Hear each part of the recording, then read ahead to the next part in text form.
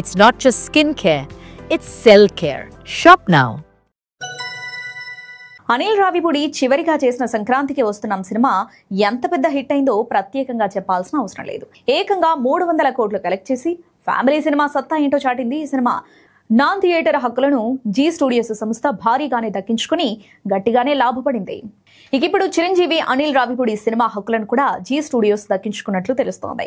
ఈ సినిమాకు మనశంకర వరప్రసాద్ గారు పండక్కొస్తున్నారు అనే టైటిల్ ను ఫిక్స్ చేసిన సంగతి తెలిసిందే. అయితే జీ స్టూడియోస్ సంస్థ డిజిటల్ రైట్స్ తో పాటు శాటిలైట్ రైట్స్ ను కూడా ఫ్యాన్సీ ప్రైస్ కి దక్కించుకునే ప్రయత్నం చేస్తున్నట్లు సమాచారం.